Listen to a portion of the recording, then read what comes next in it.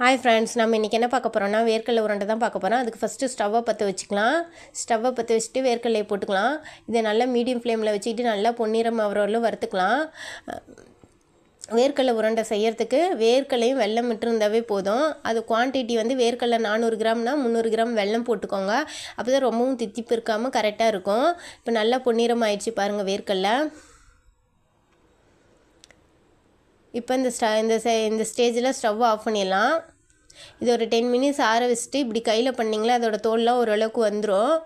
மீதி இருக்க தோல்லாம் வந்து ஒரு முரத்தில் போட்டு புடச்சிக்கிட்டு வந்துடலாம்.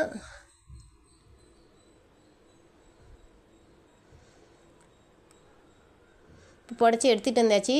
தோல்லாம் நல்லா ரிமூவ் ஆயிடுச்சு பாருங்கள். இதை ஒரு மிக்ஸி சாரில் போட்டு ஒரு பல்ஸ் விட்டு எடுத்துக்கலாம்.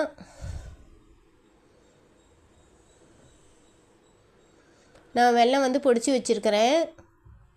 நான் வேர்க்கடலை உருண்டை நிறையா செய்கிறனால நிறையா போட்டு ஜாரில் அடிச்சிட்டேன். அதனால் இப்போ பாதியை வந்து ஒரு பிளேட்டில் எடுத்து வச்சுக்கிட்டேன்.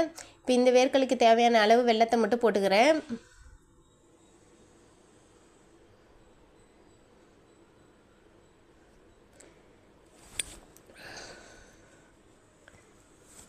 இப்போ ரெடி ஆயிடுச்சு.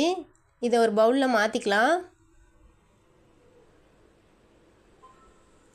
இதை வந்து குட்டி குட்டி உருண்டையாக பிடிச்சிக்கலாம்.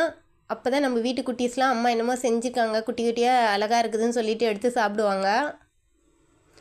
இது வந்து எல்லாருமே சாப்பிட்லாம். எங்கள் வீட்டில் சஷ்வி மௌனிஸும் செஞ்சு கொடுத்தேன், நல்லா இருந்துச்சுமான்னு சொன்னாங்க.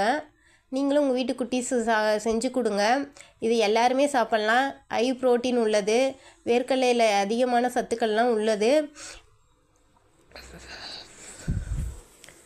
ஈவினிங் ஸ்நாக்ஸாகவும் சாப்பிட்லாம். எங்கள் வீட்டில் புதுசாக எங்கள் சேனலில் புதுசாக பார்க்குறீங்களா இருந்தால் ஒரு லைக் பண்ணுங்கள், ஷேர் பண்ணுங்கள், சப்ஸ்கிரைப் பண்ணுங்கள். இந்த டிஷ்ஷை செஞ்சு பார்த்துட்டு எனக்கு கமெண்ட் போடுங்க.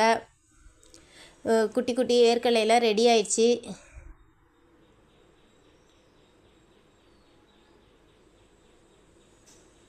தேங்க்யூ.